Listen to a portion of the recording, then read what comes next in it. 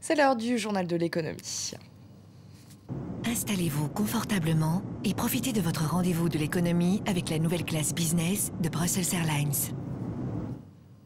Et ce journal de l'économie, c'est avec Claire Bonichon. Bonjour Claire. Bonjour Pauline. Et on va commencer avec Chypre. Samedi, l'Eurogroupe et le FMI ont décidé d'un plan de 10 milliards d'euros pour sauver l'île. Un plan qui implique une taxation de près de 7% de tous les dépôts bancaires. Mais on se dirige finalement vers l'abandon apparemment de cette taxation des petits dépôts. Oui, car depuis ce week-end, les Chypriotes sont en colère. Alors, pour tenter de faire revenir le calme, l'Europe souhaite que les petits déposants soient finalement traités différemment des gros déposants. Hier, dans la soirée, l'Eurogroupe a demandé à Nicosie de ne plus taxer les déposants en dessous de 100 000 euros. Seule condition, en contrepartie du prêt de 10 milliards d'euros, la taxe doit continuer à rapporter près de 6 milliards d'euros. Je vous propose d'écouter le ministre allemand des Finances à ce sujet. Avec cet accord, nous pourrions seulement procéder à un bail-in classique, c'est-à-dire à la conversion forcée des dettes des banques en capital, à travers une taxe sur les dépôts bancaires qui pourrait rapporter environ 6 milliards d'euros. Comment cela doit être structuré ? C'est aux autorités chypriotes de répondre à cette question. Et à noter, Pauline, que les comptes avec moins de 100 000 euros représentent 30 milliards des prêts de 70 milliards d'euros déposés dans les banques chypriotes. Un abandon de leur taxation obligerait donc le gouvernement à augmenter jusqu'à 15% la taxation des comptes qui dépassent 500 000 euros. Et c'est donc surtout les oligarques russes qui seraient concernés par cette taxe sur les dépôts bancaires. Et justement pour la Russie, cette taxation s'apparente à une confiscation de fonds étrangers. Ce sont les propos du Premier ministre Dmitri Medvedev. Oui, Chypre est en effet un paradis bancaire. Les actifs des banques pèsent 8 fois le PIB du pays. C'est la première destination des capitaux russes. Alors pour l'Europe et le FMI, taxer les dépôts, c'est chercher l'argent où il est. Mais comment en est-on arrivé là? Élément de réponse avec Myriam Bounafa. Depuis l'annonce du plan de sauvetage, leurs rideaux sont baissés et le resteront jusqu'à jeudi. La crainte des banques chypriotes, la ruée des petits épargnants au guichet. Chypre a besoin de 17 milliards d'euros pour maintenir à flot ses institutions financières. L'État est endetté, les caisses sont vides, alors que les banques regorgent de liquidités. Les dépôts bancaires chypriotes sont 7 fois plus élevés que le PIB du pays. Le plus grand problème de l'économie chypriote, c'est son système bancaire. Il a été très impacté par la crise en Grèce puisqu'il détient beaucoup d'obligations souveraines grecques. Autre particularité du système chypriote, l'énorme montant des dépôts russes, estimé à 19 milliards de dollars par l'agence Moody's, la majorité des dépôts de résidents non européens.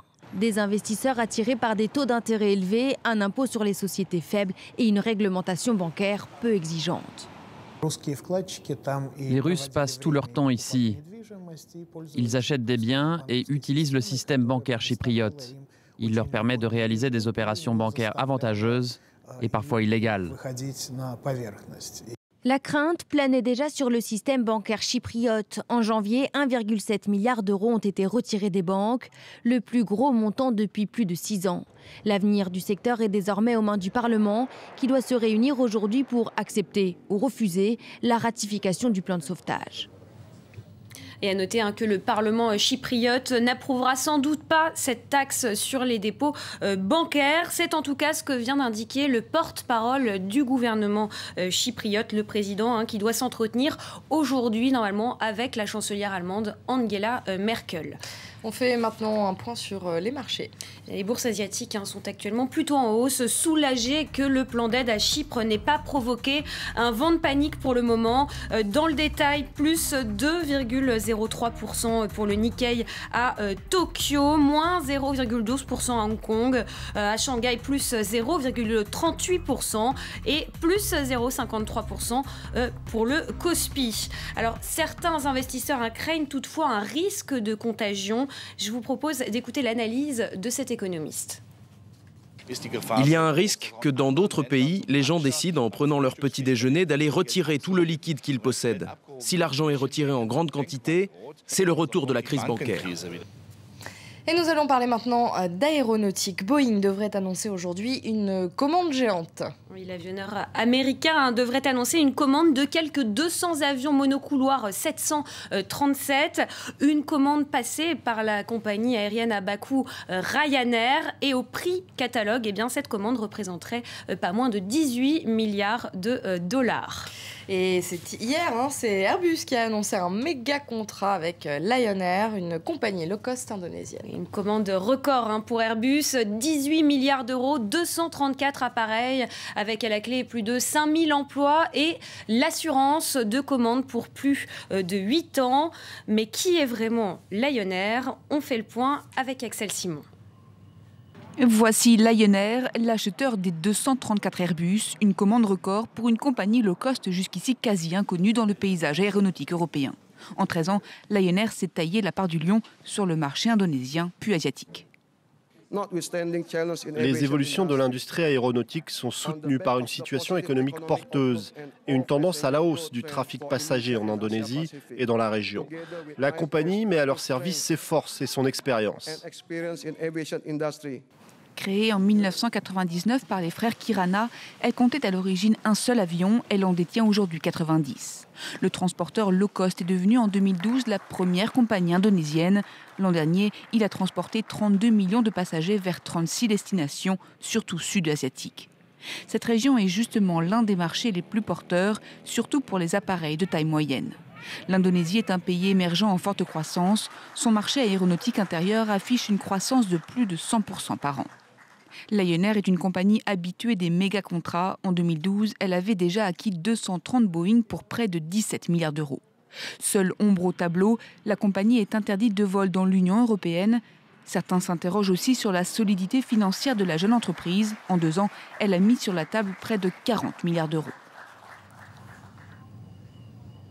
Et puis, c'était une figure emblématique de L'Oréal, du groupe L'Oréal, mais il a décidé de le quitter. Il s'agit bien sûr du Britannique Lindsay Owen-Jones. Et un PDG de L'Oréal entre 1988 et 2006 et actuel président d'honneur du groupe de cosmétiques. Eh bien, Lindsay Owen-Jones a annoncé sa décision de démissionner du conseil d'administration du groupe.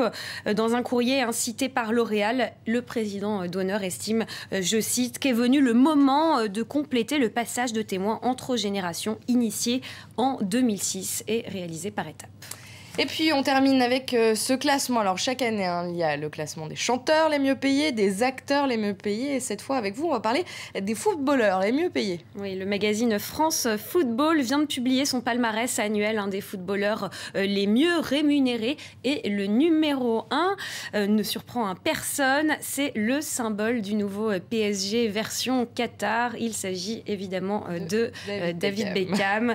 David Beckham, qui est le footballeur donc le mieux payé au monde, 36 millions d'euros annuels sur la première marche du podium. C'est mieux que Lionel Messi, 35 millions d'euros, et mieux que Cristiano Ronaldo, 30 millions d'euros. Et les contrats publicitaires de David Beckham représentent 33 millions. Alors son salaire, c'est seulement, si on peut le dire, 3 millions d'euros. Et à noter que Zlatan Ibrahimovic est 8e du classement.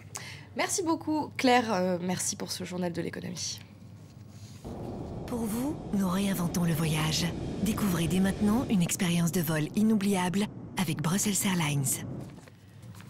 Et restez avec nous, Paris Direct continue. Vous retrouvez dans un instant Elisabeth Alain pour une nouvelle demi-heure d'information.